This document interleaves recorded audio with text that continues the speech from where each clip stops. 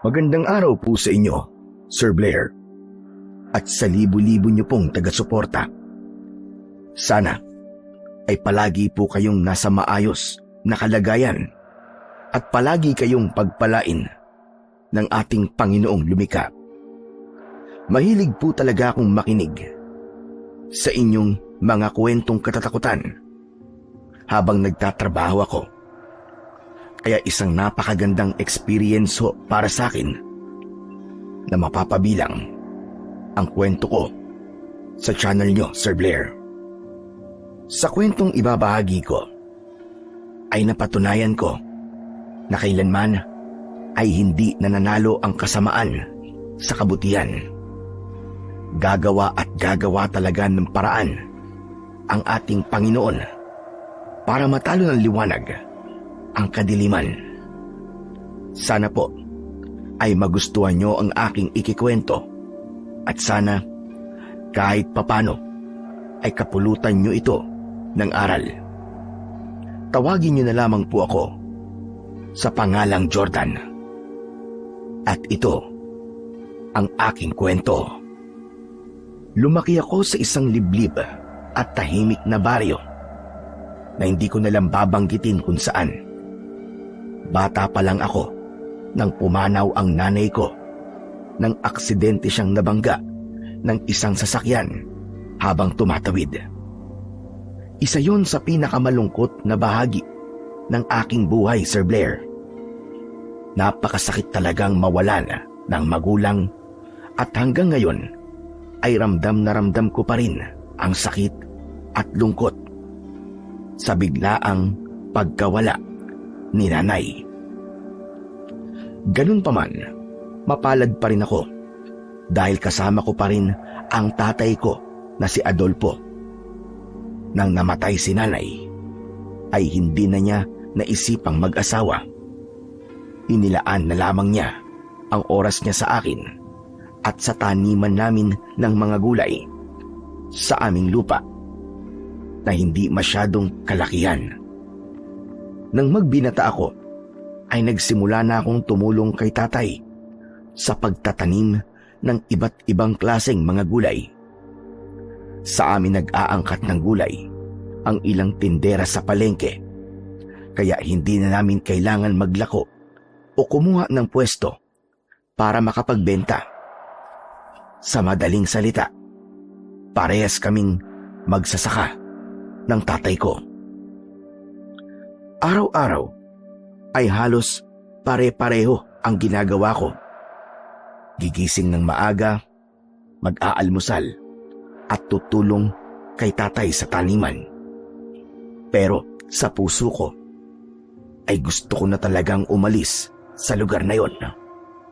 Gusto kong magpunta sa Maynila para makipagsapalaran. Yun nga lang, kapag sinasabi ko ang bagay na yon kay tatay, ay hindi siya sumasang-ayon.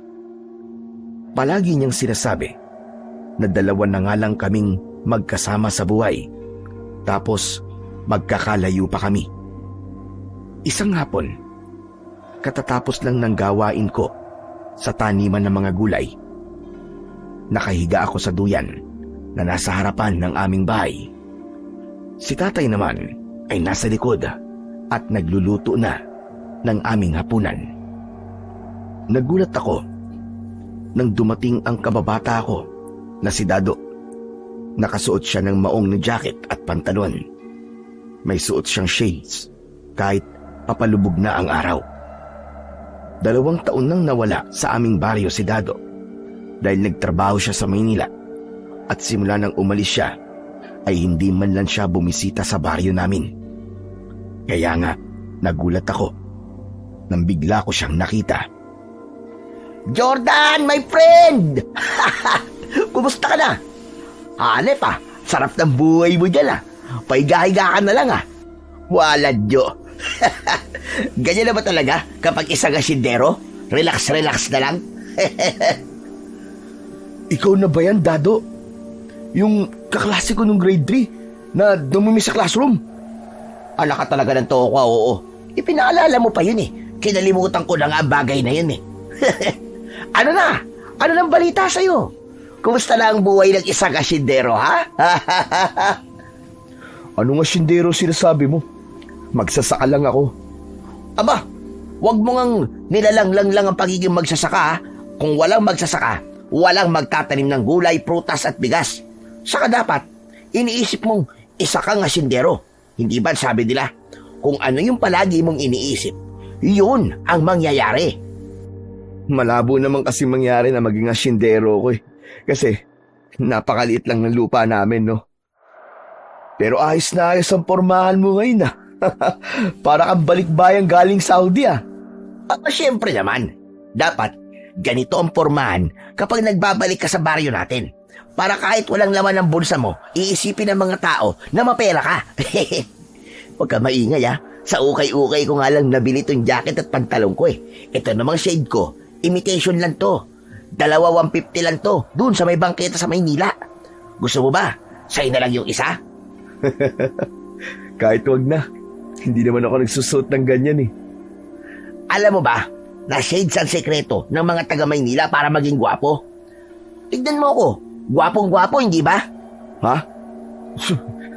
Parang hindi naman, Chong. Ikaw lang yata ang nag-iisip na gwapo ka sa suot mong yan sa mata mo eh. Sos! Naiinggit ka lang kaya mo sinasabi sa akin yan. Teka. Puro kakalokohan eh. Pero sabi mo kanina, nagbabalik ka na rito.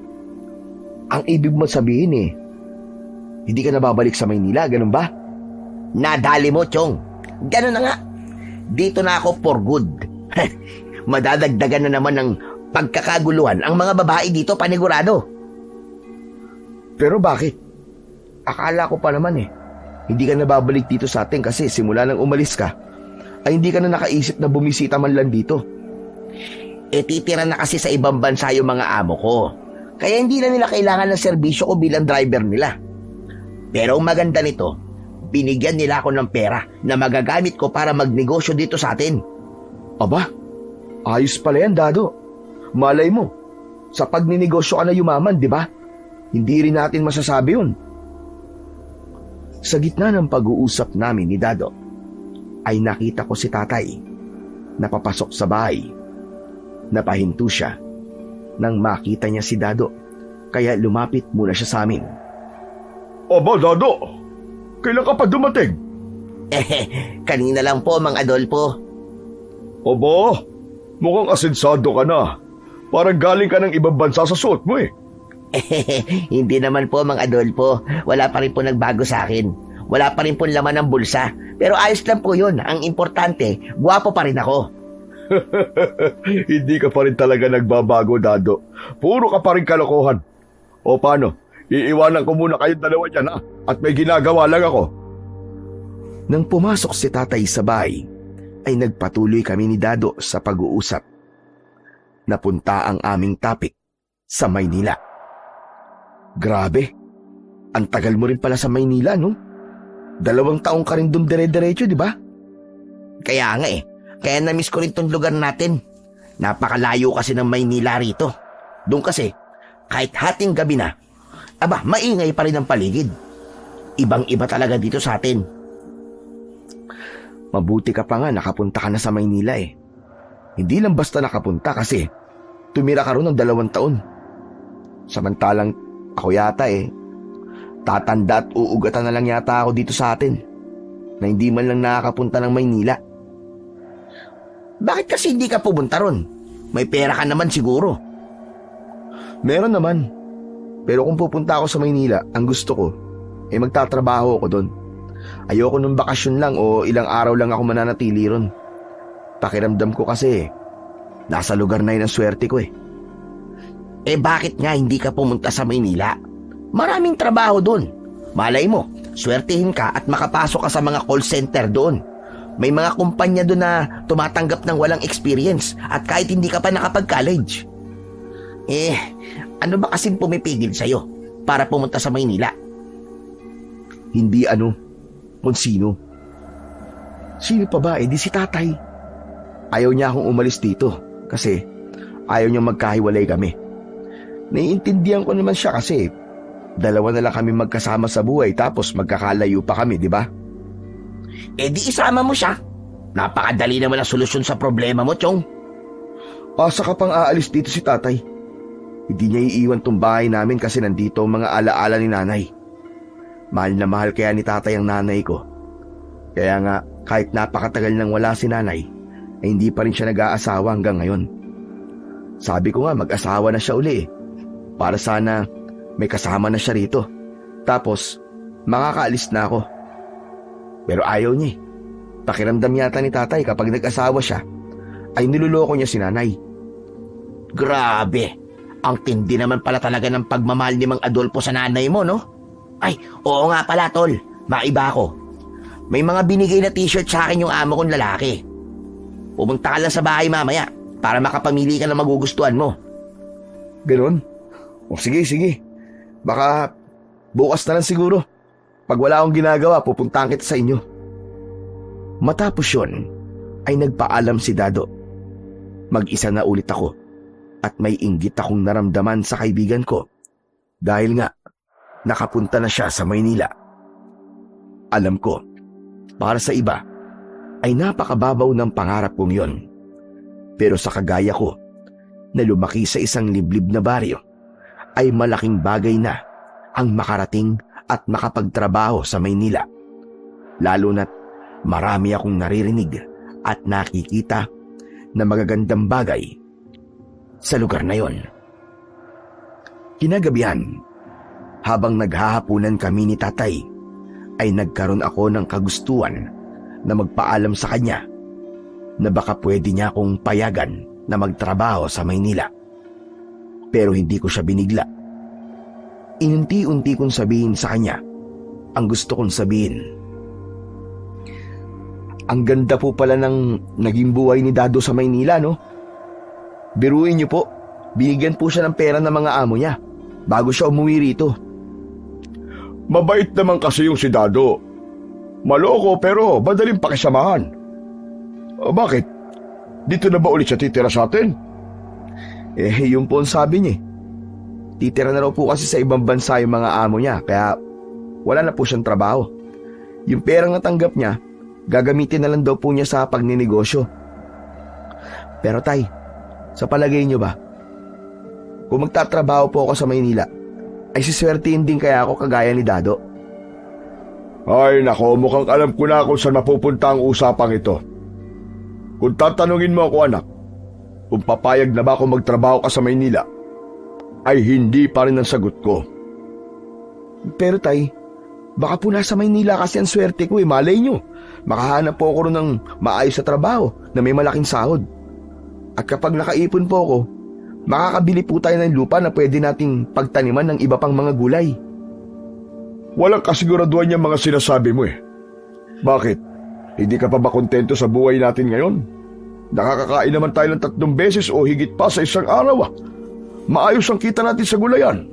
Ano pa ba ang gusto mo? Bagong buhay po, tay. Bagong buhay. Hindi po ako kontento sa buhay natin ngayon. Pero baka meron pang igaganda ang buhay natin kung magtatrabaho po ako sa ibang lugar. Ay nako, sinabi ko na sa'yo nun ang desisyon ko sa bagay na yan. Pero sige, kung gusto mo talagang umalis ay papayagan kita. Pero hindi ka na pwedeng bumalik dito sa bahay natin kapag umalis ka. Kung gusto mo sa Maynila, doon ka na lang habang buhay. Patay naman eh. Alam niyo namang hindi pwedeng hindi ako babalik dito sa atin kasi nandito kayo. Kung ayaw niyo po magkaiwalay tayo, edi kung gusto niyo tayo, sumama na lang po kayo sa akin. Tapos kumuha na lang po tayo ng tao na mag-aasikaso po sa taniman natin dito, di ba? Yan ang hindi ko gagawin. Unang-una, hindi ko kayang umalis dito dahil nasa bahay na to ang lahat ng alaala ng nanay mo. Pangalawa, hindi ko kayang ipagkatiwala sa ibang tao ang gulayan natin, anak. Walang ibang pwedeng magtanim at mag-alaga ng gulay sa lupang ito, kundi tayong dalawa lamang. Unti-unti nang tumataas ang boses ni tatay, kaya hindi na ako sumagot. Alam ko na kapag ganun na ang tono ng pagsasalita niya, ay malapit na siyang magalit. Ganun pa man, hindi pa rin naaalis sa akin ang kagustuhan kong magtrabaho sa Maynila. Umasa na lang ako na isang araw ay magkakaroon ng himala at magbabago ang isip ni tatay. Kinabukasan ng umaga, pagkatapos mag-almusal, ay nagpunta ko sa bahay ni Dado para kunin ang mga damit na ibibigay niya sa akin. Sobra akong natuwa nang makita ko ang mga damit na pagpipilian ko kasi mukhang bago pa ang mga yon at parang ilang beses pa lang nasuot. 4 na t-shirt ang napili ko habang 2 naman kay tatay. O ano, Chong? Okay ka na ba dyan sa mga napili mo? Baka gusto mong dagdagan pa. Marami pa rito. Dagdagan mo kaya yung kay Mang Adolfo. Itong 2 lang kasi ang nakita kong magugustuhan ni tatay eh. Pero hayaan mo, sa susunod, papupuntahin ko siya rito mismo para siya na mismo ang pumili. Oo nga pala, Chong. Kailangan ko nang umuwi. Tutulungan ko pa kasi si tatay sa taniman namin. Talagang sumaglit lang ako rito dahil sa mga damit na to. O sige, sige. Kapag may oras ka, tagay tayo minsan ha. Kagaya ng ginagawa natin dati. Sige ba, walang problema. Sasabihan na lang kita kung kailan ako pwede. Nang nakapagpaalam na ako kay Dado, ay umalis na ako kasi alam kong naghihintay na ang tatay ko sa gulayan namin. Napakasaya ko dahil sa mga damit na ibinigay ni Dado sa amin ni tatay. Nakakatuwa na kahit matagal na nawala si Dado, ay hindi pa rin niya nakalimutan ang aming pagkakaibigan. Habang naglalakad ako, ay napadaan ako sa bahay ni Aling Mirna. Napakunot noo ko dahil paalis si Aling Mirna kasama ang kanyang buong pamilya. May isang jeep na nakaparada sa harapan ng bahay nila at doon nila isinasakay ang mga gamit nila. Nagpatuloy na ako sa paglalakad hanggang sa nakauwi na ako sa amin. Nagpalit na ako ng damit na may mahabang manggas at nagsuot ako ng salakot para meron akong proteksyon sa sikat ng araw. Nagpunta ako sa likod ng bahay kung saan naroon ang aming taniman. Tumulong ako kay tatay sa pagbubungkal ng lupa. Saan ka magaling? Bigla ka na lamang nawala kanina. Sa bahay po ni Dado. May mga gamit po siyang ibinigay sa atin, tay. Ang dami pa nga po ron eh. Ang sabi po niya kapag may oras daw kayo, pumunta kayo sa kanya para kayo po mismo makapamili na magugustuhan nyo. Aba hindi ako tatanggi dyan. Para hindi na tayo bumili ng damit natin sa bayan. Kaya nga po magaganda po yung mga damit at mukhang mamahalin pa po. Sa amo po kasi yun ni Dado, siguro po, hindi niya na madadala sa ibang bansa kaya ibinigay na lang po niya kay Dado. Ay, oo nga pala tay.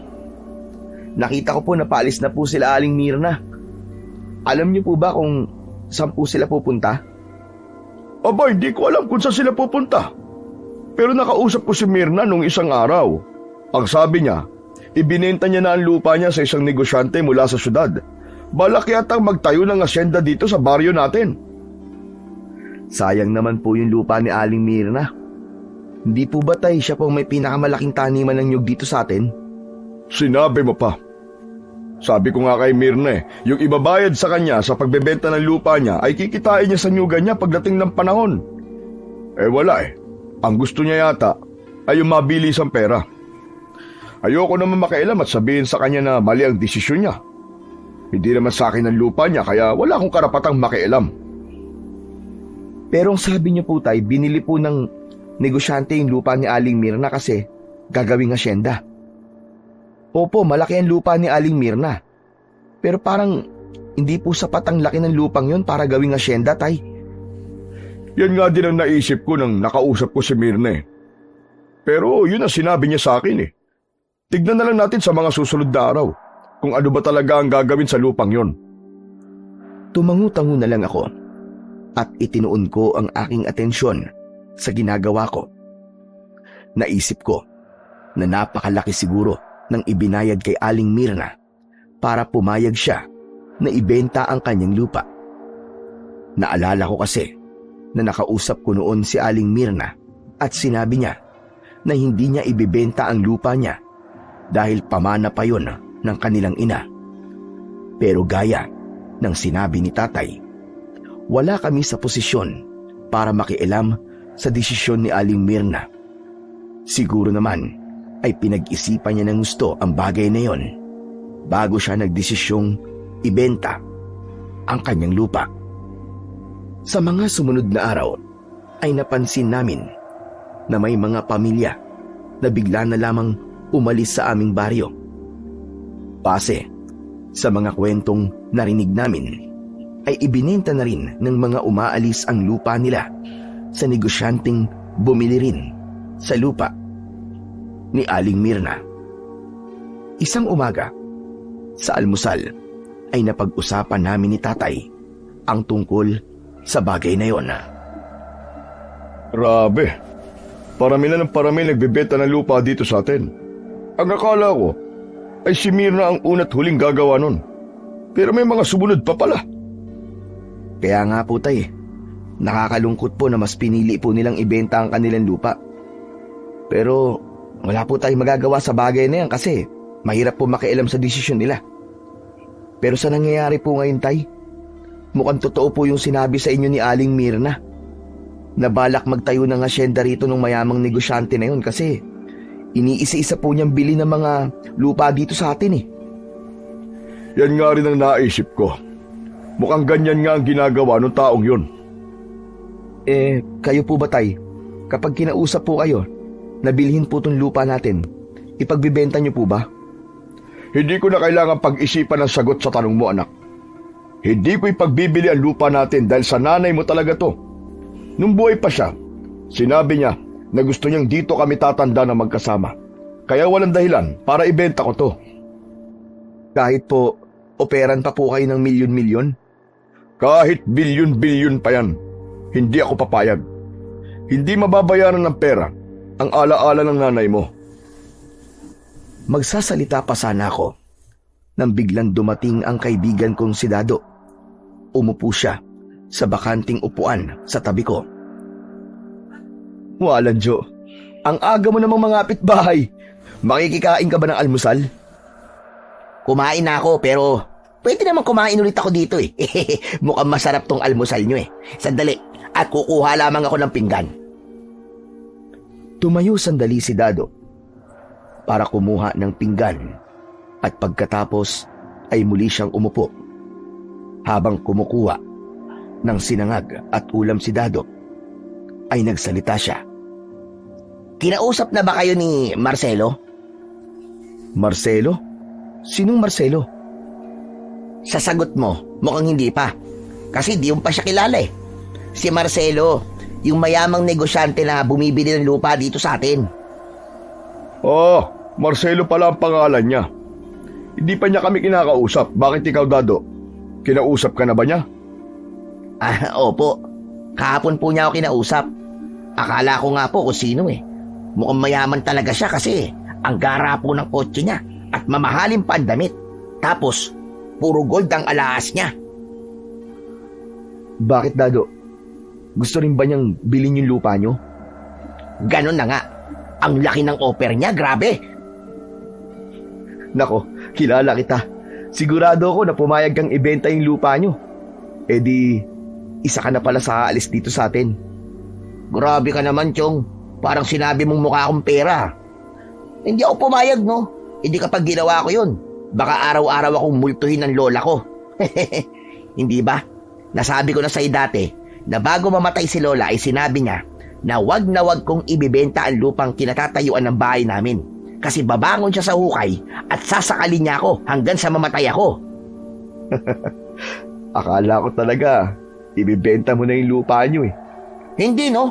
Over my dead body. Kahit malaki yung perang inoffer sa akin ni Marcelo, no. Ayoko.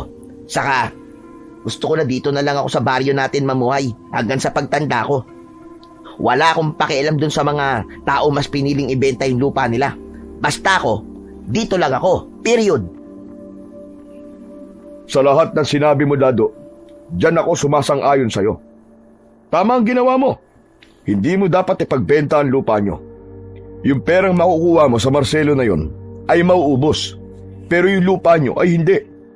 Malaki naman ang lupa nyo, di ba? Kaya pwede mong gamitin yun para magnegosyo ka. Yan naman po talaga ang plano ko. Baka gawin ko nga pong manggahan yung lupa namin eh. Kung ganun po ang gagawin ko, habang buhay ko po mapapakinabangan ng lupang yon. Pero Chong, hindi mo ba naisip na malaki ang magagawa ng perang ibabayad sana sa ni Marcelo? Siyempre, naisip ko kahit papano. Pero mas importante pa rin para sa akin yung lupa namin. Kahit na, Chong. Siguro naman sa perang yun pwede kang bumili ng kahit na maliit na lupa o kaya bahay sa ibang lugar. Teka. Bakit parang sa sinasabi mo, Jordan gusto mo sabihin na mali ang desisyon ni Dado? Bakit? Ikaw ba? Kapag sinabi ba ni Marcelo na gusto niyang bilitin lupa natin papayag ka? Ano po Depende po siguro kung gaano po kalaking ibabayad sa atin. Kung yung pera po na yun may kakayahan po na magdala sa atin ng magandang pagbabago sa buhay natin, papayag po ako. Nirerespeto ko ang opinion mo. Pero gaya na sinabi ko kanina, kahit gaano pa kalaki ang ibayad sa akin, ay hindi ko ibibenta tong lupa natin. Wala akong pakialam kung tayo maging dahilan para hindi matuloy ang asyendang itatayo rito. Basta yun ang desisyon ko. Hindi na ako nakipagtalo pa sa tatay ko kasi alam kong hindi ako mananalo sa kanya.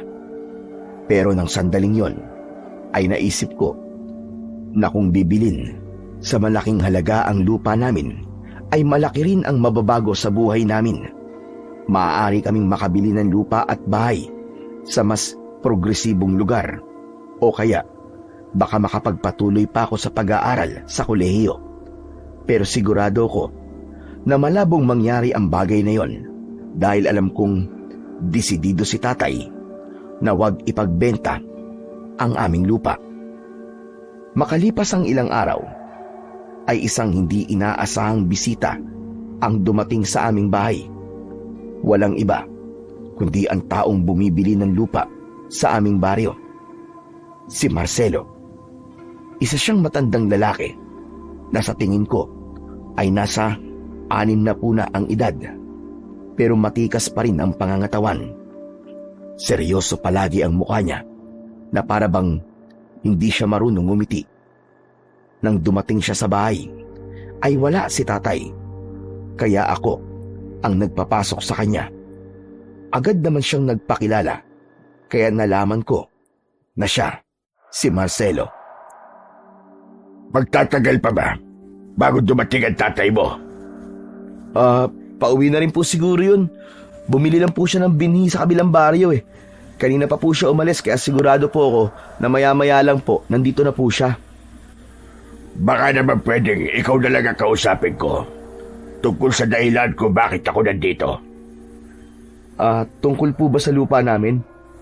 Hindi po ba kayo po yung nakabili po ng lupa ng ibang tao dito sa lugar namin? Nakarating na rin pala sa'yo ang tungkol sa akin. Alam mo na pala ang pakay ko. Kaya ikaw na lamang ang kakausapin ko. Pasensya na po kayo. Pero si tatay po talaga ang dapat niyong kausapin. Sa kanya po kasi nakapangalan ng lupang to Nalipat po sa kanya to nang mamatay po ang nanay ko. Pero kung nagmamadali po kayo, ay pwede po kayong bumalik bukas. Agahan niyo po para wala po kaming ginagawa. Maghapon po kasi kaming nasa taniman ng gulay kaya baka hindi po namin kayo maharap kung di niyo po aagahan. Ayoko sayangin ang pagpunta ko rito. Kaya hihintayin ko na lamang ang tatay mo. Kayo po ang bahala. May gusto po ba kayong inumin? Meron ba kayong whiskey rito o ram? Nako, wala po kaming alak dito Tubig at kape lang po may bibigay ko sa inyo. Kung gano'n ay wag na. Ayos lang ako. Matapos yun, ay isang mahabang katahimikan ang namagitan sa aming dalawa ni Marcelo. Sa totoo lang, ay naiilang akong kausapin siya dahil halatang napakayaman niya. Tama nga ang sinabi ni Dado na napakaraming gintong alahas ni Marcelo at ang kasuotan niya ay halatang mamahalin. Maya-maya pa ay dumating na si tatay. Napakunot siya Nang nakita niya si Marcelo, agad na tumayo si Marcelo at inilahad niya ang isa niyang kamay kay tatay. May pag-aalinlangan na nakipagkamay si tatay kay Marcelo. Magandang umaga. Ikaw siguro si Adolfo. Tama ba ako? Ako nga ho. Sino ho ba kayo? Ako si Marcelo. Nandito ako para sa isang napakahalagang bagay. Ang sabi ng anak mo ay ikaw ang kailangan kong kausapin. Kung ganun, ikaw pala yung sinasabi nilang Marcelo. Alam ko kung bakit ka nandito. At wala tayong dapat pag-usapan. Hindi ko ipagbibili ang lupa ko. Ang bilis mo naman yata magdesisyon. Bakit hindi mo muna basahin itong papeles na dala ko? Nandito ang lahat ng kailangan mo malaman. Lalo na ang presyo. Kung magkano ko bibili ng lupa mo. Hindi ko na yan kailangan basahin pa. Pasensya ka na. Pero hindi ko ipagbibenta ang lupa ko. Kung wala ka na sasabihin ay maaari ka nang umalis. Marami pa kaming gagawin ng anak ko. Mukhang bago pa pala ako pumunta rito. Ay nakapagdesisyon ka na. Pero iiwanan ko pa rin ang papeles dito.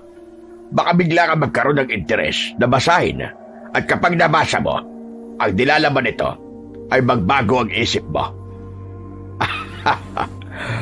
O sige, aalis na ako. Maraming salamat sa inyo. Inilapag ni Marcelo ang isang brown envelope sa upuan at saka siya lumabas ng aming bahay. Napapailing na tumingin sa akin si tatay. Bakit mo pinapasok ang taong yun dito? Nakakahiya naman po kasi tay kung sa labas ko lang po siya paghihintayin. Ang init-init po sa labas eh.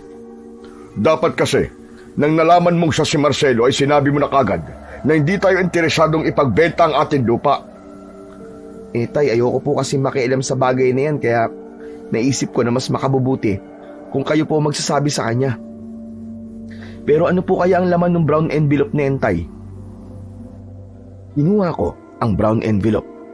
Mula roon ay inilabas ko ang isang papel. Tahimik ko yung binasa at nagulat ako sa mga nabasa ko roon. Tay, napakalaki pala ng ibabayad sa atin ng Marcelo.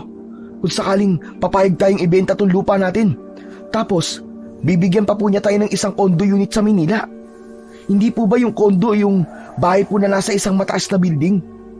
Kung papayag pala tayo sa gusto niya tay, magkakaroon pa rin po tayo ng bahay tapos sa Maynila pa po. At talagang nagpasilaw ka sa mga nakalagay dyan. Kahit nabigyan niya pa tayo ng mansyon, ay hindi ako papayag sa gusto niya mangyari. Manigas siya. Akin na ngayon, ang dapat dyan, tinatapon. Inagaw ni tatay sa akin ang papel at nilukot niya yon. May kasamang gigil na itinapon niya yon sa labas ng bintana. Nakaramdam ako ng panghihinayang. Para sa akin ay mas maganda kung ibibenta na ni tatay kay Marcelo ang lupa namin. Bukod kasi sa pera, ay magkakaroon pa kami ng tirahan sa Maynila. Tama nga ako na malaki ang pagbabagong mangyayari sa amin kung ibibenta namin ang aming lupa. Pero dahil si tatay ang masusunod pagdating sa bagay na yon, ay wala na akong ibang magagawa kundi ang manghinayang. Makalipas ang ilang buwan, ay sinimulan na ang pagtatayo ng malaking bahay ni Marcelo sa aming baryo. Sa tuwing napapadaan ako roon, ay hindi ko maiwasang mamangha. Kahit hindi pa tapos ang bahay dahil talagang napakalaki nun. Kung merong mga taong mabilis na nakumbinsi ni Marcelo na ipagbili ang lupa nila, ay meron ding kagaya ni tatay na tumanggi sa alok ni Marcelo. Paminsan-minsan ay kinakausap ko si tatay tungkol sa bagay na yon at sinasabi ko sa kanya ang magagandang bagay na pwedeng mangyari sa amin kapag binili ni Marcelo ang lupa namin. Pero iisang sagot lang ang natatanggap ko. Talagang ayaw ni tatay na ipagbili ang lupa namin. Hindi naman para lang sa akin kung bakit ko gustong magkaroon kami ng malaking pera. Para sa amin yun, ni tatay. Ayokong habang buhay kaming magsasaka at araw-araw na nakabilad sa matinding sikat ng araw, gusto ko na magkaroon kami ng komportabling buhay.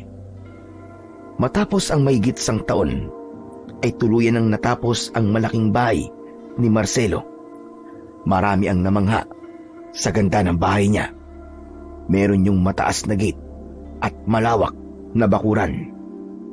Hanggang isang araw, habang abala kami ni tatay sa pagdidilig sa gulayan, ay humahangos na dumating si Dado. Kinabahan ako dahil bakas sa mukha niya ang labis na pagkabahala. Mang Adolfo! Jordan! Alam niyo na ba ang nangyari kay Mang Erning? Ha? Bakit? Ano nangyari kay Mang Erning? Wala na siya. Patay na si Mang Erning. Ano? Totoo ba yung sinasabi mo, Dado? Opo, Mang Adolfo. Nagsasabi po ako ng totoo. Ano raw ang ikinamatay ni Mang Erning? Pinatay po siya, Mang Adolfo. Nakita po ang katawan niya sa likod ng bahay niya. Duguan at napakarami po sugat. Ang sabi nila, baka daw po inatake ng isang mabangis na hayop si Mang Erning. Teka. Ano ka mo? Mabangis na hayop? Kailan pa nagkaroon ng mabangis na hayop dito sa atin? Wala namang malapit na gubat dito. Yan nga rin ang pinagtataka ko, Jordan eh. May mga pulis na nga sa bahay ni Mang Erning. Kung gusto nyo, makiusyoso rin kayo ron para malaman nyo na nagsasabi ako ng totoo. Iniwan muna namin ni tatay ang aming ginagawa para makita namin kung ano nga ba talaga ang nangyari kay Mang Erning. Kilala sa lugar namin si Mang Erning bilang mabait na matanda. May mga tanim siyang bayabas at mangga sa kanyang bakuran, at kapag may mga batang gustong kumuha ng bunga ng mga yon, ay hinahayaan lang niya. Mag-isa na lang siya sa buhay, at isa siya sa mga taong kinausap ni Marcelo para bilhin ang lupa nito, pero hindi siya pumayag. Nang nakarating na kami sa unahan ng bahay ni Mang Erning, ay napakaraming tao ang naroon. Merong ambulansya at mga pulis. Maya-maya pa, ay isang bangkay na nasa stretcher ang isinakay sa ambulansya. May mantsa ng dugo ang puting kumot na nakataklob sa bangkay. Ay na si Mang Erning. Isinasakay na siya sa ambulansya. Sabi ko naman sa inyo eh. Nagsasabi ako ng totoo eh. Nakakaawa naman si Mang Erning. Napakabait na tao pa naman niya. Pero tay, parang napaka-imposible namang mabangis na hayop ang pumatay sa kanya. Sabihin na nating merong mabangis na hayop dito. Pero malakas pa si Mang Erning eh. At imposibleng hindi niya nagawang ipagtanggol ang sarili niya.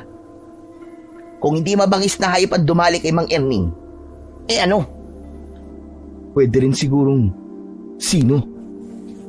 Ang ibig mo ba sabihin tao ang pumatay sa kanya, ganun ba? Pwede naman siguro yun, di ba? Baka merong may galit kay Mang Erning tapos pinalabas niya na parang hayop ang pumatay kay Mang Erning. Huwag mo na tayo mag-isip ng kung ano-ano. Hayaan natin ang mga pulis na magsagawa ng kanilang investigasyon. Sigurado ako na kung tao nga ang pumatay kay Mang Erning, ay mapaparusahan din siya. Awang-awa ako kay Mang Erning dahil sa kamatayan na kanyang sinapit. Hindi ko na kailangang makita ang katawan niya para masabi ko na pinatay siya sa hindi makataong paraan. Doon pa lang, sa dami ng dugo, sa kumot na nakataklob sa katawan niya, ay masasabi ko na napakarami niyang sugat at talagang nakaranas siya ng matinding hirap at sakit bago siya nalagutan ng hininga. Naging palaisipan sa aming lahat ang pagkamatay na yon ni Mang Erning. Maraming haka-haka ang kumalat at ang lahat ay merong opinyon kung paano pinatay ang kaawa-awang matanda. Bago ilibing si Mang Erning, ay lumabas na ang resulta ng investigasyon ng mga pulis. At ayon sa kanila, ay isang ang mabangis na hayop ang talagang pumatay kay Mang Erning. Yun nga lang, hindi masabi ng mga pulis kung anong klaseng hayop yun. Simula noon, ay nagkaroon na kami ng takot. Natakot kami na baka nasa paligid pa rin yung mabangis na hayop na pumatay kay Mang Erning. Tuwing gabi, Bago kami matulog ni tatay, ay naglalagay kami ng harang na tabla sa pinto at bintana. Iniisip kasi namin na baka habang tulog kami ay subukan pumasok ng hayop na yon sa bahay namin. Habang magkatabi kami ni tatay sa papag isang gabi, para matulog na, ay nakatingin ako sa kawalan. Simula nang mangyari ang pagpatay kay Mang Erning, ay nahirapan na akong matulog. Tay? Bakit gising ka pa? Matulog ka na kasi maaga pa tayo bukas. Kailangan natin maaga mag-ani bukas ng pechay dahil may kukuha nung bukas ng alas 8 ng umaga. Kayo nga rin po tay, gising pa eh. Di rin po ba kayo makatulog kagaya ko? Ay naku, ewan ko ba. Para kasing hindi na ako nakatulog ng maayos simula nang patayin si Mang Erning. Parehas po pala tayo, tay. Sa tingin niyo po ba, tay, mabangis na hayop po talaga ang pumatay kay Mang Erning?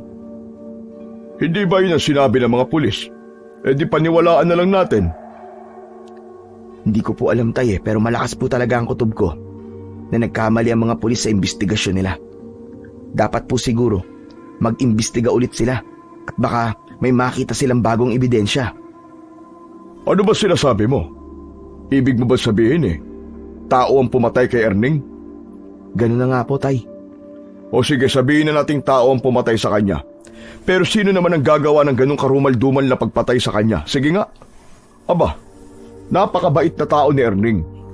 Wala siyang kaaway o kagalit dito sa lugar natin. Kaya alisin mo na sa utak mo na tao ang pumatay sa kanya. Baka naman gusto mong palitan ng mga pulis sa pag-iimbestiga. Pambihira kang bata ka, oo. Tay, nagsasabi lang naman po ako ng opinyon ko. Sarilinin mo na lamang ang opinyon mong yan at wag mo nang ipagsabi sa iba dahil baka pagtawanan ka lang. Huwag ka nang mag-isip ng kung ano-ano tungkol sa kung sino o ano ang pumatay kay Erning. Hala, sige na, matulog ka na. Maaga pa tayo bukas. Tumalikod ng pagkakahiga si tatay sa akin, pero nanatili pa rin akong gising. Hindi ko maintindihan kung bakit naiisip ko na hindi pa ron natatapos ang lahat at may pakiramdam ako na ang pagkamatay ni Mang Erning ay simula pa lamang ng hindi magagandang nangyayari sa baryo namin. Hindi nga ako nagkamali sa naisip ko na yon dahil makalipas ang 2 araw ay pinatay naman ang mga alagang baboy ng kapitbahay namin. Kalunos-lunos ang itsura ng mga baboy dahil sa dami ng kagat at kalmot sa kanilang katawan. Mas lalong tumibay ang paniniwala ng mga tao na meron talagang gumagalang mabangis na hayop tuwing gabi. Isang hapon ay inaya ako ni tatay na magpunta sa palengke para bumili ng pang-ulam namin mamayang hapunan. Pagdating namin sa palengke, ay bumili kami ng bangus at mga gulay dahil ang gusto ni tatay ay magluto ng sinigang na bangus. Bumili rin kami ng kalahating sako ng bigas. At dahil nagtitipid, ay mas pinili namin na maglakad. Sa paglalakad namin, ay nagulat kami nang may bumusinang sasakyan sa aming likuran. Paglingon namin, ay isang magarang kotse ang aming nakita. Umandar yun ng maraan at huminto sa tabi namin. Bumaba ang bintana sa tabi ng driver at doon namin nalaman na si Marcelo pala ang sakay ng kotse. Sir Marcelo, kayo ho pala yan. Pauwi na ba kayo? Sumakay na kayo at ihahatid ko na kayo. Hindi na kailangan. Mas gusto namin maglakad. Medyo malayo pa ang bahay nyo. Saka may dala pa kayong bigas. Nagmamagandang loob lang naman ako. Sige na, sumakay na kayo. Alam kong pagod kayo dahil maghapon kayo nagtatrabaho sa inyong taniman. Ay, sige na po, pumayag na po kayo. Ang sakit na po kasi ng braso ko sa pagbubuhat nitong bigas eh. Saka medyo dumidilim na rin po. Baka anong oras na po tayo nito makapaghapunan kung di po tayo kagad makakauwi sa bahay. Ilang segundong hindi nagsalita si tatay. Pero sa huli ay pumayag na rin siya. Sa likod umupo si tatay habang ako naman ay sa unahan. Kaya katabi ko si Marcelo. Nang umandar na ang kotse, ay iginala ko ang aking mata sa loob ng kotse. Grabe, ang ganda po ng sasakyan nyo. Ngayon lang po ako nakasakay sa ganitong klase ng kotse. Siguro po mahal po ang bili nyo rito, no? Hindi naman. Sa pagkakaalala ko, ay halos 3 milyon ang bili ko sa sasakyang ito. 3 milyon? Tapos para po sa inyo hindi pa yun mahal. Sa bagay marami po kayong pera, kaya para sa inyo ay maliit lang po ang 3 milyon. Pero para sa amin po, aba, napakalaking halaga na po nun. Pwede ka rin magkaroon ng ganong pera kung magiging masikap ka sa buhay. O kung gusto mo ng mas madaling paraan, ibenta nyo sa akin ang lupa nyo. Kung pinasakay mo kami rito para pag-usapan ng bagay na yan, ihinto mo na ito sa sakyan mo. Bababa na kami. Tay, huwag naman po kayong ganyan magsalita kay Sir Marcelo. Bakit mo ba tinatawag na sir yan? Among ba yan? Ihinto mo na ito sa sakyan, Marcelo. Sabi ko na nga ba, kaya ayokong pumayag na iatid mo kami sa bahay dahil kakausapin mo na naman kami tungkol sa lupa namin. Relax ka lang, Adolfo. Sinabi ko lang sa anak mo ang mga paraan kung paano siya magkakaroon ng malaking halaga ng pera. Pero wala ba talaga kayong balak na ibenta sa akin ang lupa? Napansin nyo naman siguro na marami lang nagbenta ng lupa nila sa akin sa baryong to. At sigurado ko na sa ngayon ay mas maganda na ang buhay nila. Huwag mo kong itulad sa kanila. Kahit sa panaginip ay hindi ko nakikitang ibibenta ko sa iyo ang lupa namin. Sige na, ihinto mo na tong kotse mo. Bababa na kami. Salamat na lang. Nagulat ako nang biglang tinapakan ni Marcelo ang preno. Dahil hindi ako naka-seatbelt ay muntik na akong mapasubsob sa unahan. Mabuti at mabilis kong naituon ang aking mga kamay. Nang tignan ko si Marcelo, ay seryoso siyang nakatingin sa unahan habang nagngangalit ang panga. Kinabahan ako dahil parang galit siya. Alam nyo, balak kong gawing asenda ang buong baryong ito. At hindi ko yung magagawa kung hindi nyo ibibenta ang lahat ng lupa nyo sa akin. Nagkamali ka ng baryo na pili para pagtayuan ang asyenda mo. Hindi lahat ng tao rito ay masisilaw sa pera mo. Marami pa rin dito ang kagaya ko na hindi kayang iwanan ang lugar na ito. Bumaba na kayo. Sinira nyo lang ang araw ko. Tahimik kaming bumaba ni tatay. Mabilis na umandar palayo ang kotse ni Marcelo. Nang sandaling yon, ay napakalakas ng kabog ng dibdib ko. Akala ko kasi ay magkakaroon kanina ng sakitan sa pagitan ni tatay at ni Marcelo. Nakita mo na ang nangyari? Sinabi ko na kasing huwag na tayo sumakay pero ikaw ito mapilit. Hindi ko naman po alam na babanggitin niya po yung tungkol sa lupa natin . Kaya sa susunod ay huwag ka na makikipag-usap sa taong yon kasi iisa lang ang sasabihin niya. At napag-usapan na natin ang tungkol sa bagay na yon. Ayoko nang paulit-ulit. Sige na, buhatin mo na yung bigas para makauwi na tayo. Pinasan ko na ang bigas at nagpatuloy na kami ni tatay sa paglalakad. Hindi ko maiwasang isipin ang magiging buhay namin kung sakaling ibibenta namin kay Marcelo ang lupa namin. Naisip ko na nakatira na kami ni tatay sa isang magandang bahay sa Maynila. Tapos, merong kaming maliit na negosyo. Pero nalungkot ako kasi napagtanto ko na lahat ng nasa utak ko ay hanggang pangarap na lamang. Isang umaga, napadaan ako sa bahay ni Marcelo. Huminto muna ako sandali sa harapan ng mataas na gate para pagmasdan ang napakalaking bahay. Ganong bahay kasi ang pangarap ko para sa amin ni tatay. Nagulat ako nang biglang bumukas ang pinto ng bahay at lumabas si Marcelo. Aalis na sana ako pero bigla niya akong tinawag. Lumapit siya at binuksan niya ang gate. May kailangan ka ba?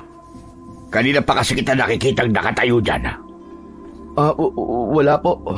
Napadaan lang po ako at hindi ko po napigilan tignan po ang bahay niyo.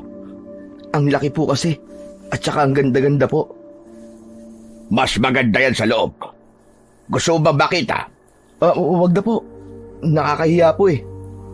Huwag kang mahiya. Halika na. Pumasok at ipapakita ko sa iyo ang loob ng bahay ko. Tatanggi sana ako. Pero tumalikod na si Marcelo at naglakad papasok sa bahay niya. Nahiya akong umalis, kaya sumunod ako sa kanya hanggang sa loob ng kanyang bahay. Sobra akong namangha sa ganda ng loob ng bahay ni Marcelo. Lahat ng gamit na nakikita ko ay halatang mamahalin. May isang malaking hagdan papunta sa ikalawang palapag. Grabe!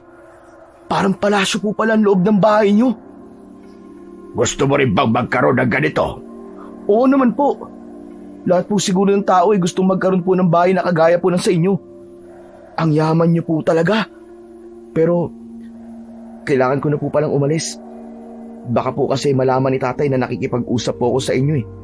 Pinagbawalan po kasi niya ako na kausapin po kayo. Huwag kang mag-alala. Hindi kita kakausapin tungkol sa lupa niyo. Hindi rin ito makakarating sa tatay mo. Matanong ko ka, ano bang pangarap mo sa buhay? Gusto ko po mabigyan ng magandang buhay ang tatay ko. Gusto ko rin po makapunta sa Maynila para dun po ako magtrabaho. Maganda talaga sa Maynila. Pero dapat ay handa ka sa mga pagsubok na kakaharapin mo roon. Dapat ay matibay ang loob mo. Pero kung pangarap mo magtrabaho sa Maynila, bakit hindi mo gawin? Ayaw po kasi ni tatay eh. Ayaw niya po magkalayo kami kasi dadalawa na lang po kami magkasama sa buhay. Naiintindihan ko ang tatay mo. Pero di mo ba naisip na masyado siyang naghihigpit sa'yo? Alam mo, Jordan, minsan ay kailangan mo rin suwayin ang magulang mo para magawa mo ang pangarap mo. Sa una, panigurado magagalit ang tatay mo.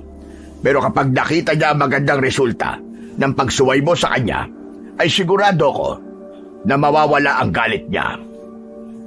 Pwede kitang tulungan para makapunta sa Maynila.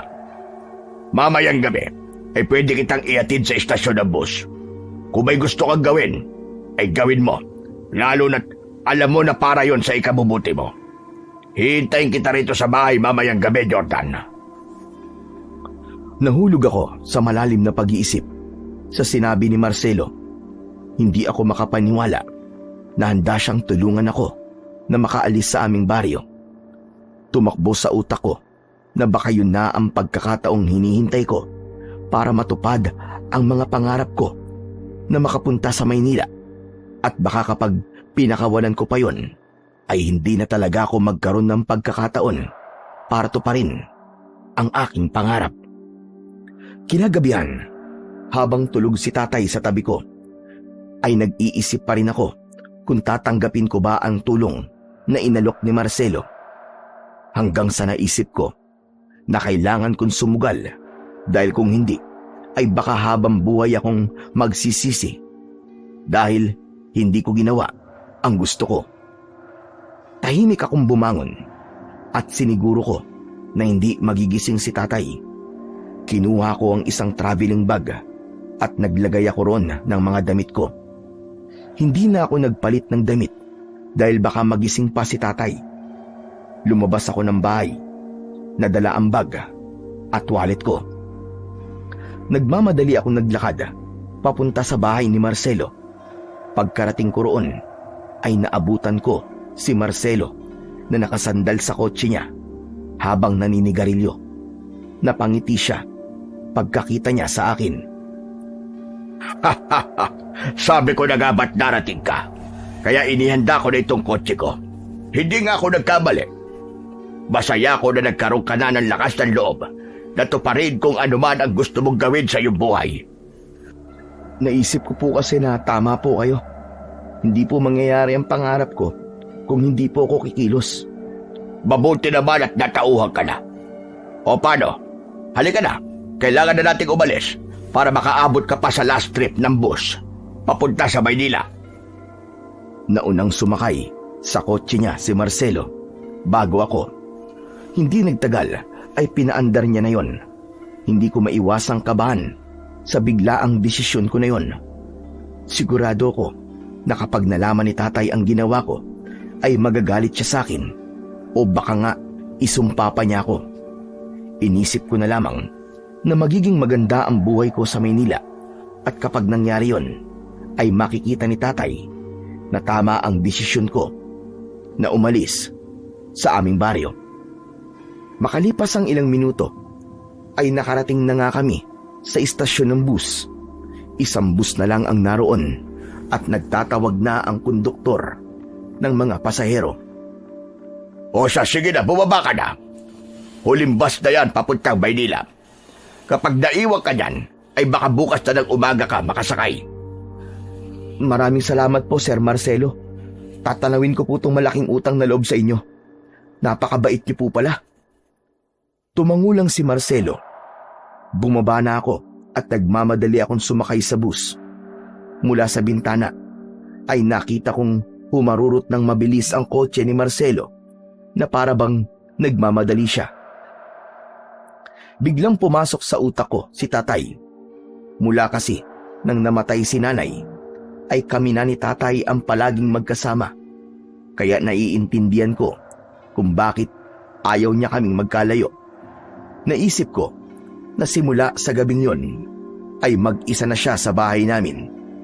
Paniguradong malulungkot siya ng gusto dahil nasanay siya na buong araw kaming magkasama. Bigla akong naging emosyonal nang pumasok sa aking imahinasyon si tatay na mag-isa sa aming bahay. Bilang nag-iisa niyang anak, hindi ko kayang hayaan na maranasan niya ang ganong klase ng kalungkutan. Nagbago kagad ang isip ko at nagmamadali akong bumaba ng bus. Dahil nakaalis na si Marcelo, ay lumapit ako sa isang tricycle. Kinausap ko ang driver at pumayag naman siyang ihatid ako sa aming baryo. Yun nga lang ay may dagdag na bayad ang regular na pamasahe. Habang umaandar ang tricycle, ay panay ang dasal ko na sana ay hindi pa gising si tatay. Ayoko kasing malaman niya na binalak kong umalis dahil paniguradong masasaktan siya. Makalipas ang ilang minuto ay huminto na ang tricycle sa harapan ng aming bahay. Nagtaka ko kasi maraming tao sa harapan ng bahay namin. Pagkabayad ko ay nagmamadali akong bumaba ng tricycle. Tumakbo ako at hinawi ko ang mga tao. Pagpasok ko sa bahay ay nagulantang ako nang makita ko si tatay na may mahabang sugat sa braso.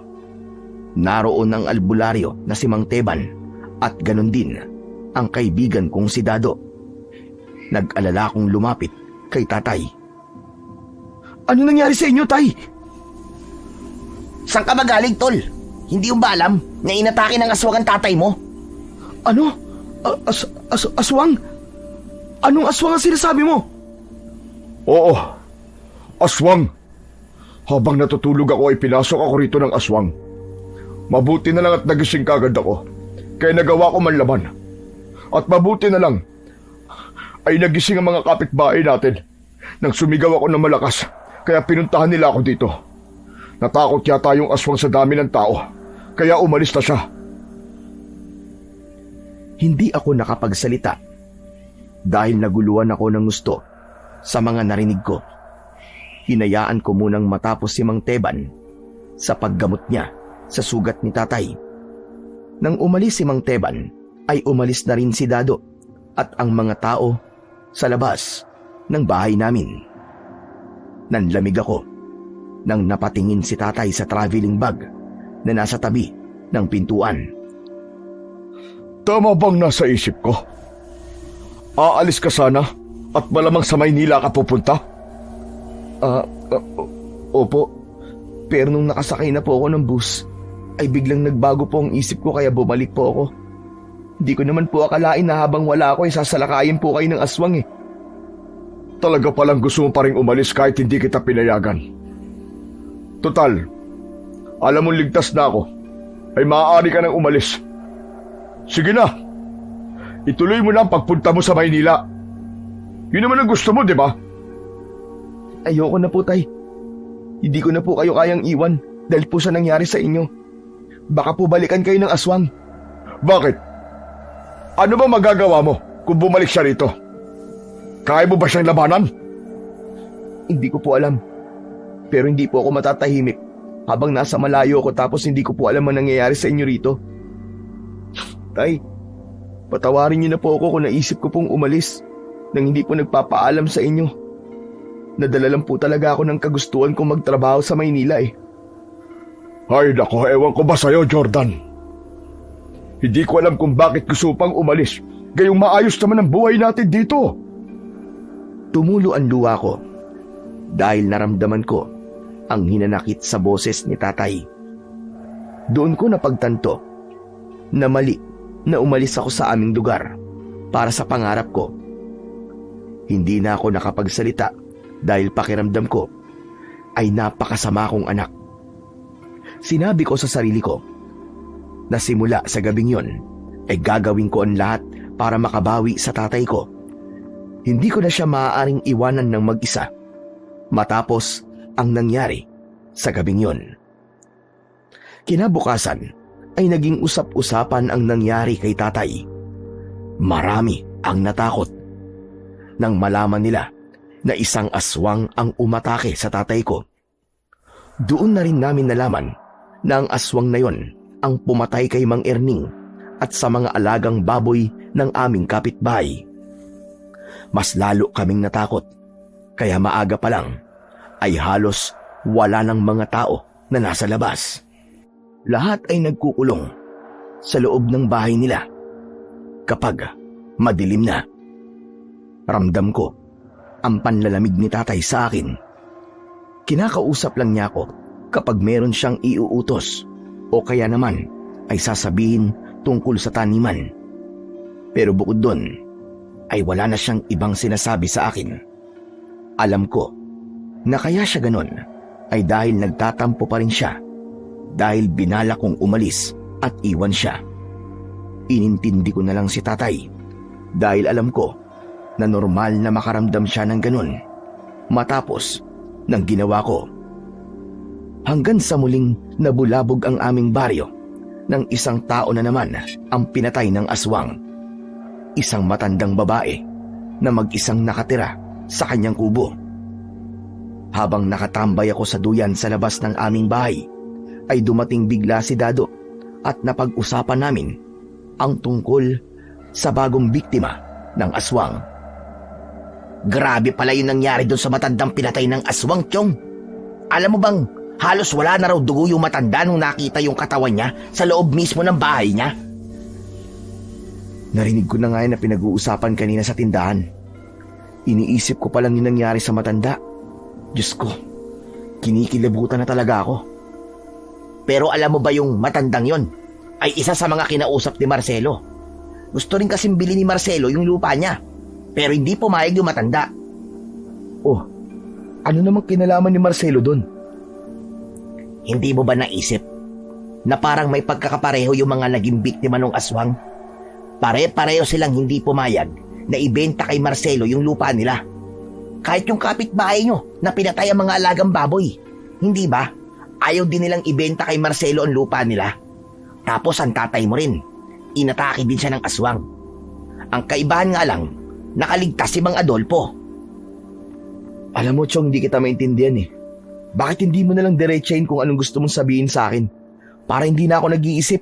Ang hirap eh. Anak nang, akala ko ba matalino ka, Chong? Ang bagal mo naman makuha ang gusto kong sabihin.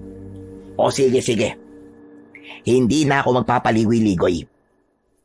Naisip ko kasi na baka may kinalaman si Marcelo sa patayan na nangyayari dito sa atin. Sandali. Ano bang gusto mong sabihin?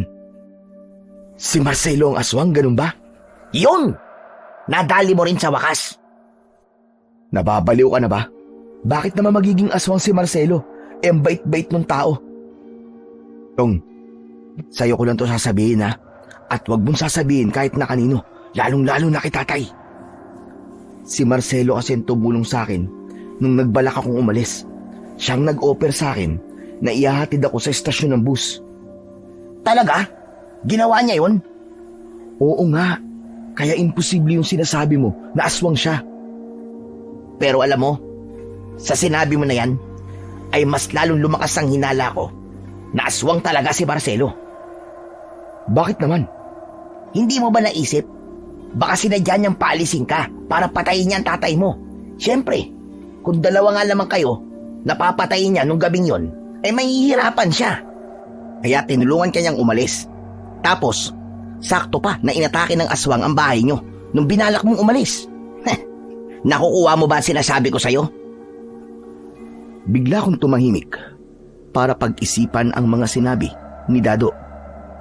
Inisip ko na tama ang mga sinabi niya, pero hindi pa rin ako nakumbinsi na isang aswang si Sir Marcelo. Bago umalis si Dado, ay sinabi niya sa akin na huwag ko munang sasabihin sa iba ang mga hinala niya, lalong-lalo na sa tatay ko. Aniya, ay ayaw niyang magpakalat ng akusasyon nang hindi pa siya sigurado kung isa nga bang aswang si Sir Marcelo. Kahit hindi ako kumbinsido sa mga sinabi sa akin ni Dado, ay pinag-isipan ko pa rin yun. Mas lalo akong hindi nakatulog tuwing gabi dahil sa pag-iisip.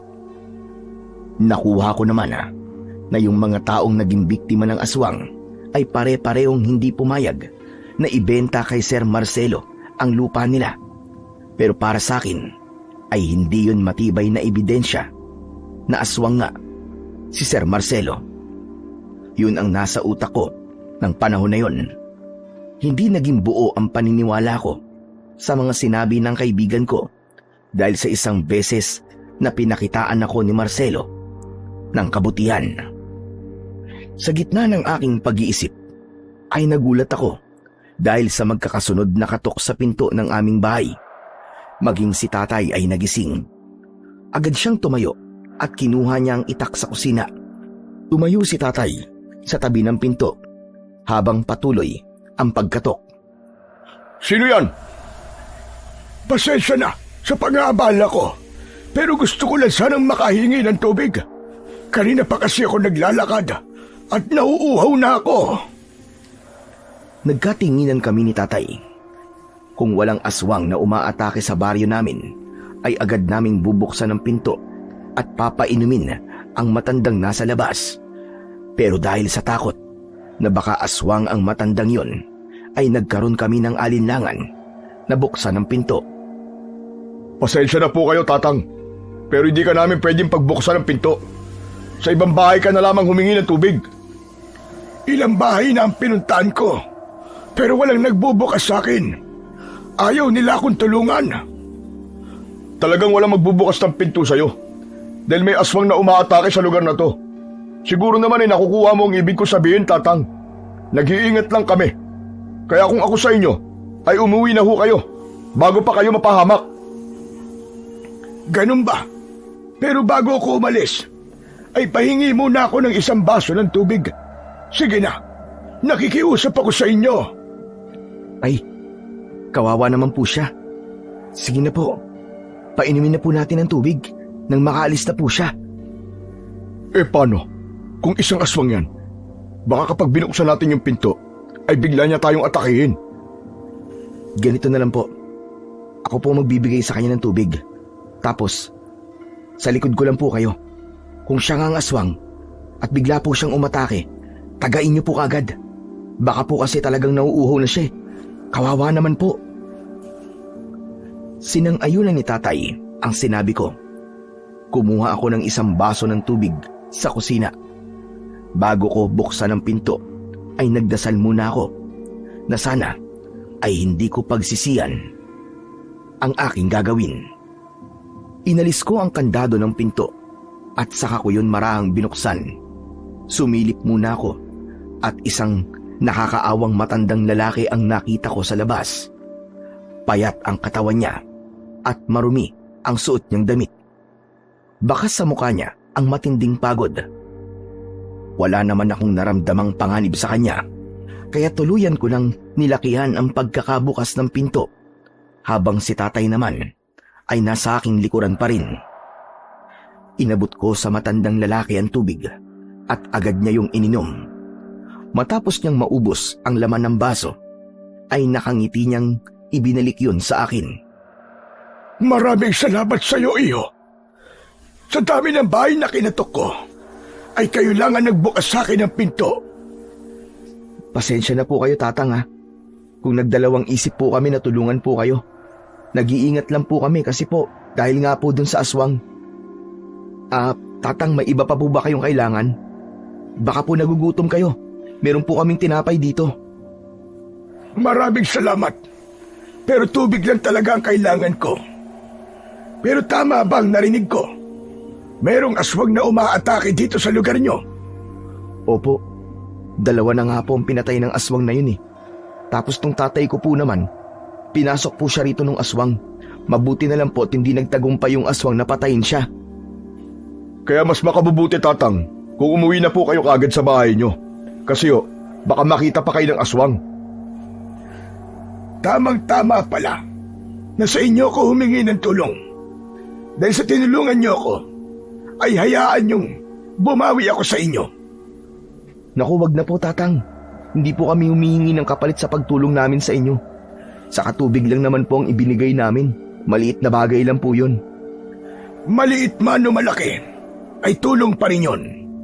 At hindi natin alam ang pwedeng mangyari sa akin kung hindi nyo ako pinainom. Baka kung hindi ako nakainom kagad, ay bigla na lamang akong mawalan ng malay.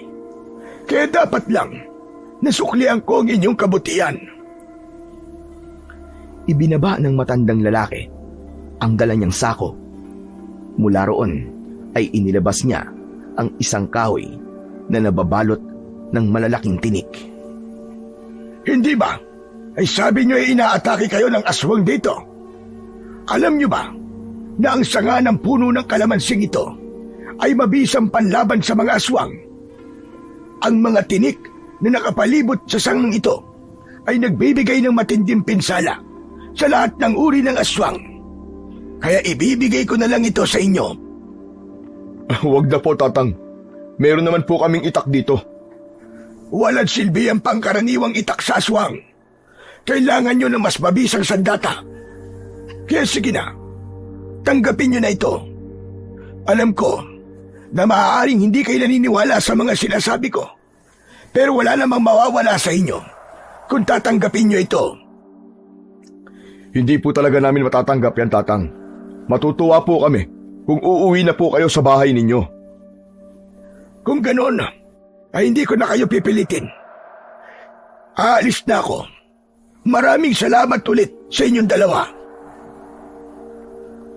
Nang umalis ang matandang lalaki, ay isinarado ko na ang pinto. Sandali kaming nagkatinginan ni Tatay.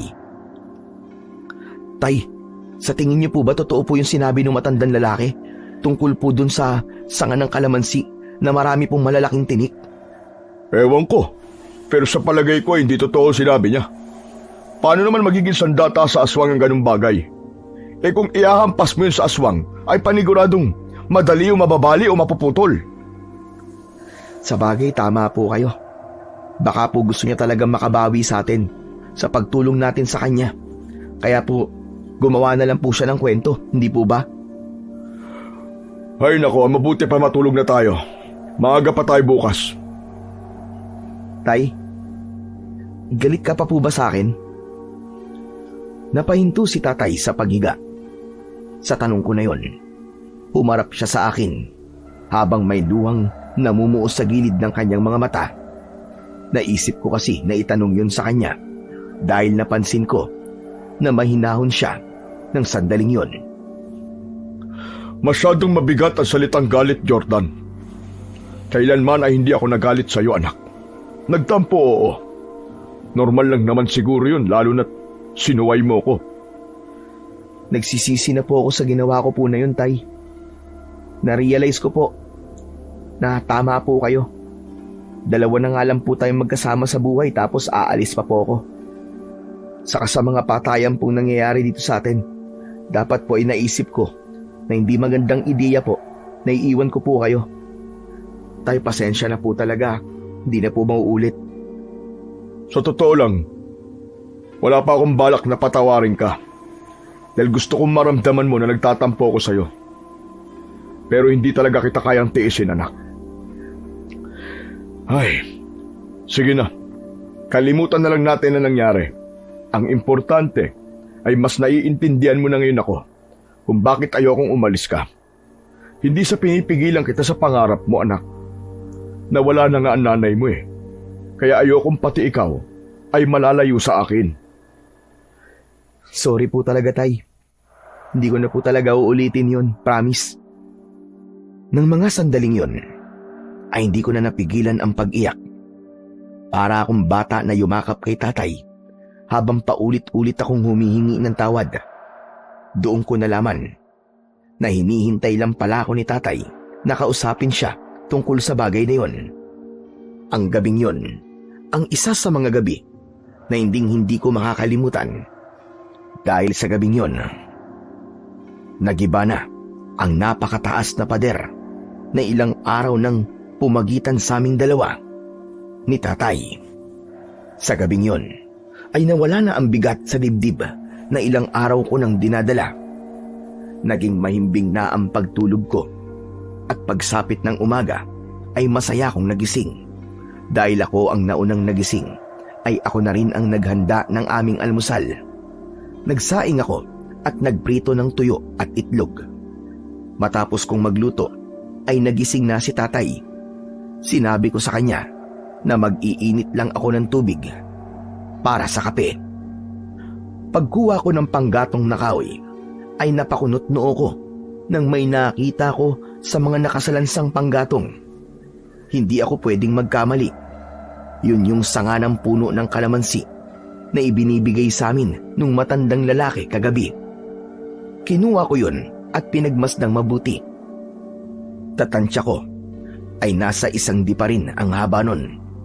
Meron yung katamtamang taba. Ang kakaiba lang sa sanga na yon ay ang malalaki nung tinik na hindi pangkaraniwan sa tinik na meron ang 1 puno ng kalamansi. Hala, paano to napunta rito? Hindi ako maaaring magkamali. Nakita ko, nadala to nung matanda nung umalis siya. Hindi kaya bumalik siya nang hindi namin alam, tapos iniligay niya to rito? Nahulog ako sa malalim na pag-iisip. Hindi ko maintindihan, pero habang hawak ko ang bagay na yon, ay may kakaiba akong naramdaman. Napakabilis ng tibok ng aking puso. Para bang may kung anong enerhiya ang mga tinik ng kalamansi na ipinapasa sa akin. Nagdesisyon akong itago sa mga nakasalansang panggatong ang sanga ng kalamansi at huwag sabihin kay tatay ang tungkol doon. Ipinagpatuloy ko na ang aking ginagawa at nang kumulo na ang tubig ay dinala ko na yon sa aming kusina. Habang nagtitimpla ng kape ay nasa utak ko pa rin yung sanga ng kalamansi na may malalaking tinik. Nang dahil sa lalim ng aking pag-iisip ay hindi ko napansin na tuloy-tuloy ako sa paglalagay ng asukal sa aking baso. Nagulat ako nang hawakan ni tatay ang kamay ko. Naguguluhan akong napatingin sa kanya. Bakit po, tay? Pambihira ka. Kanina ka pa naglalagay ng asukal dyan sa kape mo. Ano ba tingin mo sa sarili mo? Langgam? Naku, oo nga pala. Anak, ano ba nangyayari sa'yo? Bakit parang wala ka sa sarili mo? Ano po kasi, iniisip ko lang po yung aswang. Baka po kasi balikan niya tayo. Yan nga rin ang naiisip ko palagi, kaya hindi pa rin ako nakakatulog ng maayos sa gabi. Pero bakit sa tono ng pagsasalita mo parang sigurado ka na babalikan tayo ng aswang? Meron po akong sasabihin, tay, pero sana po huwag niyo po munang ipagsabi sa iba. Nagkausap po kasi kami ni Dado at meron po siyang hinala kung sino po ang aswang dito sa atin. Bakit? Sino ba pinaghihinalaan ni Dado na aswang? Si Marcelo po, tay. Hindi nga dapat ipagsabihan dahil baka makasuhan si Dado, lalo na kapag napatunayan ni Marcelo na hindi siya aswang. Pero bakit naman niya nasabing aswang si Marcelo?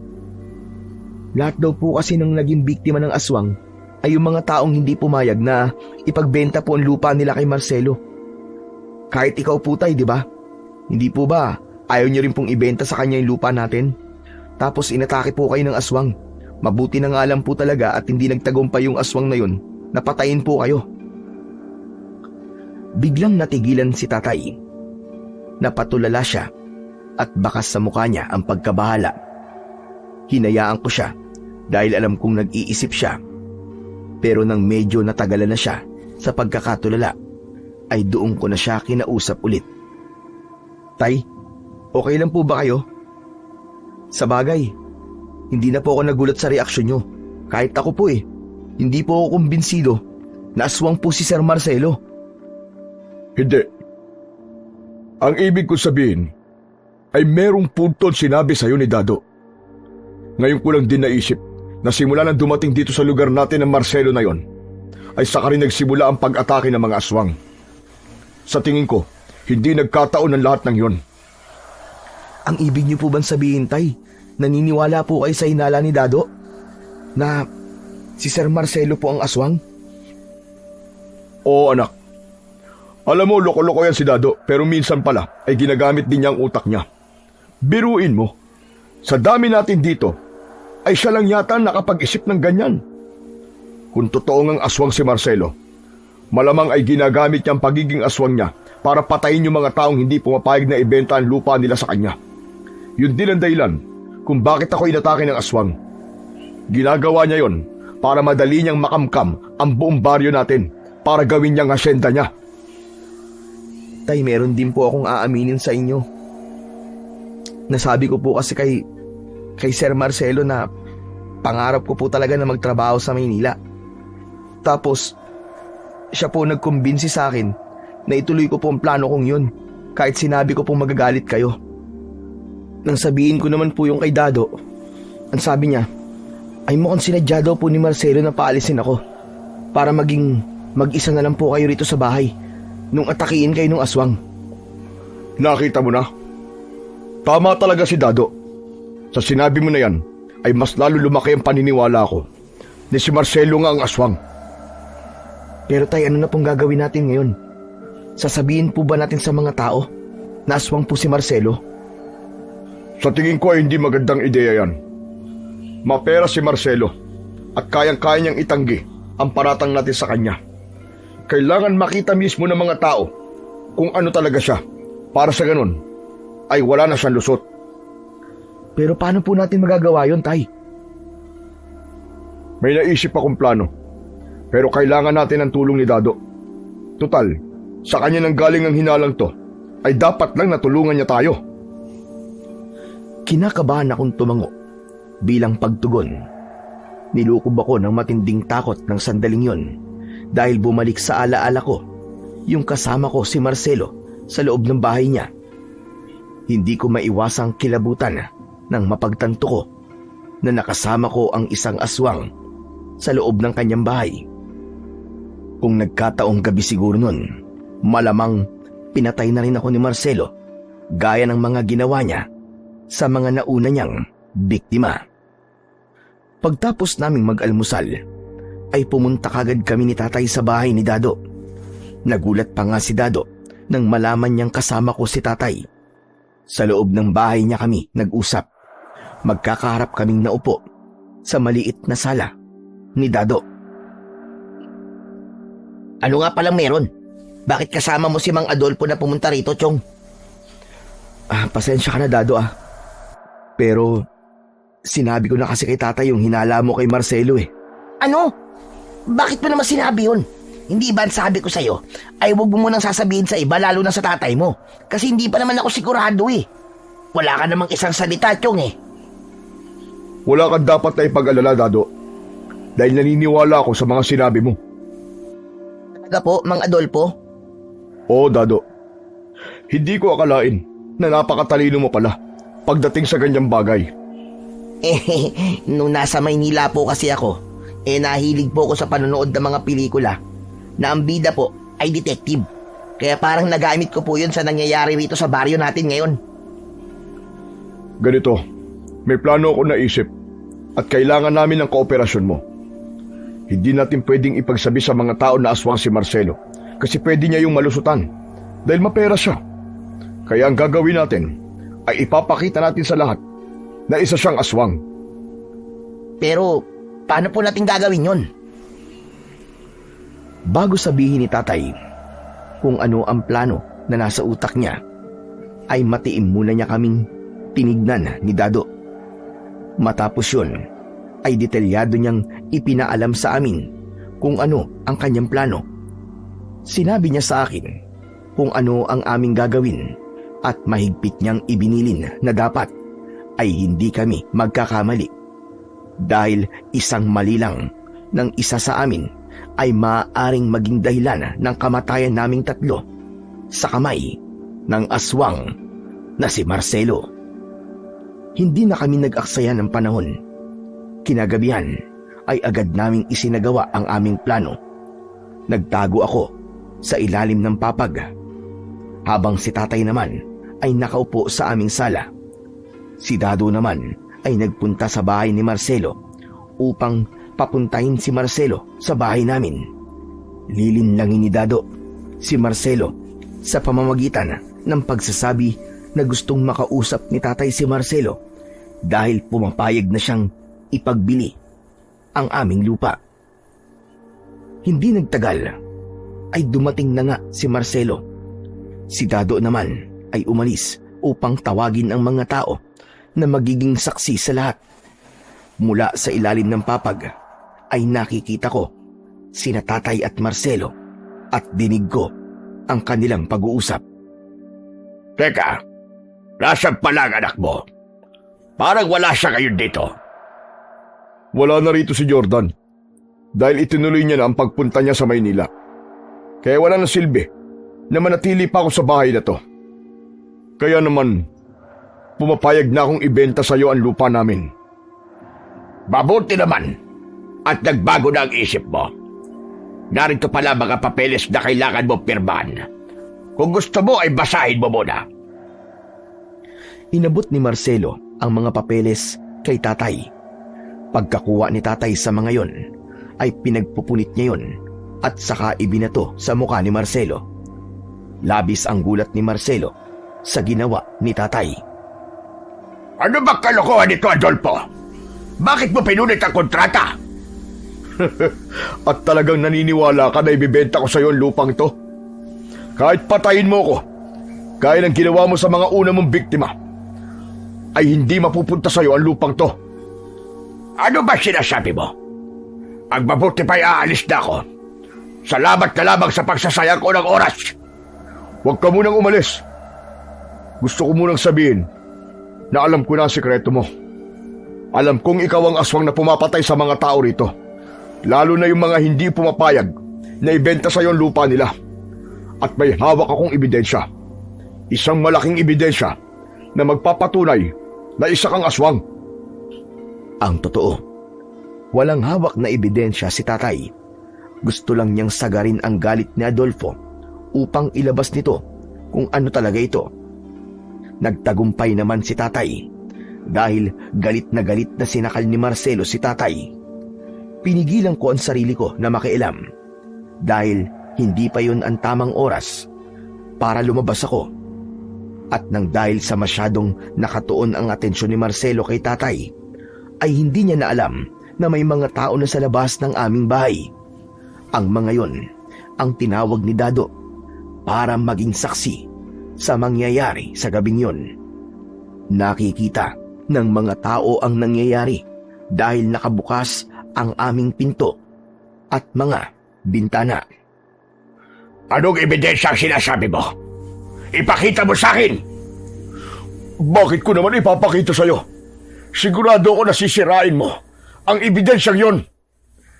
Ano bang gusto mo para manahimik ka? Pera! Sabihin mo sa akin kung magkano kailangan mo. Talagang lahat ng tingin mo sa tao ay mukhang pera, no? Hindi ko kailangan ng pera mo. Ang gusto ko ay managot ka sa lahat ng ginawa mong demonyo ka. Sinusubukan mo talaga ako. Hindi ako papayag na ilalabas mong ebidensya sinasabi mo. Papatayin na kita bago mo pa magawa yun. Kinilabutan ako ng gusto. Nang mabilis na nagbago ng anyo si Marcelo. Sa isang kisap mata ay naging isa na siyang ganap na aswang. Matutulis ang kanyang mga kuko. Ang mga ngipin niya ay ganun din. Bahagyang umitim ang balat niya at ang kanyang muka ay naging mabalasik na para bang isa siyang napakabangis na halimaw. Yun na ang hudyat para gawin ko ang parte ko sa aming plano. Mabilis akong lumabas sa ilalim ng papag at sumugod ako sa aswang habang may hawak akong itak. Pero nang tagain ko ang aswang sa likod, ay nagulat ako dahil hindi man lang siya nasugatan kahit na kaunti. Napaatras ako nang lumingon sa akin ang aswang. Sa tingin mo ba ay uubra sa akin ang itak? Ngayon ay naiintindihan ko na. Blinado niyo ang lahat ng ito para sukulin ako. Pero nagkamali kayo ng kinakalaban. Sisiguraduhin ko na hindi matatapos ang gabing ito na hindi ko kayo mapapatay. Mabilis na lumapit sa akin ang aswang habang hawak pa rin niya ang leeg ng tatay ko. Malakas akong tinabig ng aswang gamit ang kanyang malaking braso. Malakas na humampas ang aking likod sa dingding na gawa sa sawali. Sa lakas ng pagkakahampas ko sa dingding ay nasira yon at napunta ko sa labas ng bahay. Mula sa malaking buta sa dingding ay kitang-kita ko kung paano malakas na ibinalibag ng aswang si tatay sa aming sahig. Susugod sana ako ulit pero napagtanto ko na walang silbi ang itak sa aswang dahil hindi siya tinatablan ng talim nun. Hanggang sa bigla ko na lamang naalala ang sanga ng kalamansi na may malalaking tinik. Umalingaw-ngaw sa loob ng utak ko ang sinabi ng matandang lalaki tungkol sa bagay na yon. Kaya hindi ako sigurado kung totoo ngang mabisa yon na panlaban sa aswang, ay tumakbo pa rin ako sa likod ng aming bahay. Mula sa mga nakasalansang mga panggatong ay kinuha ko ang sanga ng kalamansi. Hindi na ako nag-isip pa at tumakbo ako pabalik sa loob ng aming bahay. Nang nakita ko na sasakmalin ng aswang si tatay sa leeg, ay lumabas ang tapang na itinatago ko.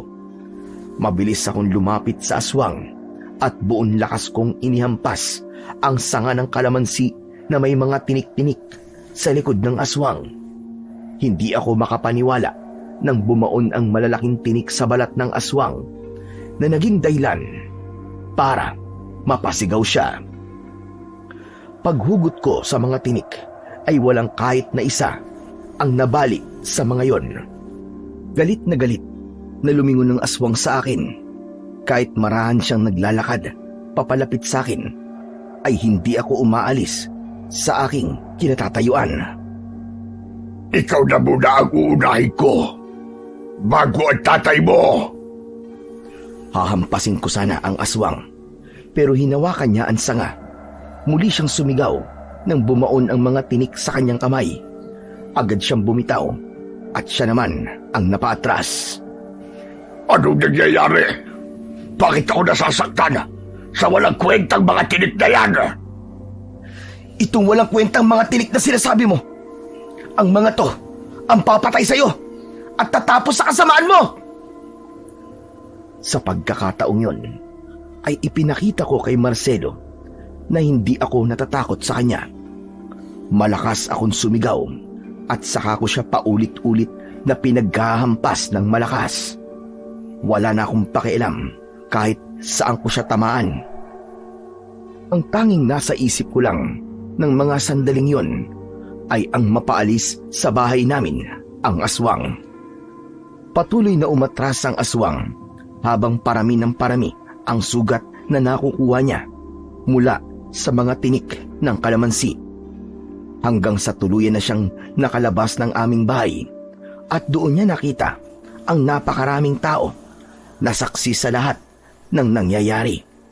Nanghihinang napaluhod sa lupa ang aswang habang bakas ang matinding gulat sa kanyang muka.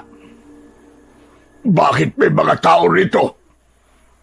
Ang ibig mo ba sabihin ay nakita nila ang lahat ng nangyari? Oo, at nakita rin nila ang pagbabago mo ng anyo. Kaya wala ka ng lusot ngayon, Marcelo. Kaya kung gusto mo pang mabuhay, ay mas makakabuting umalis ka na. Dahil kayang-kaya kitang patayin gamit ang mga tinik na to. At ito ang tandaan mo.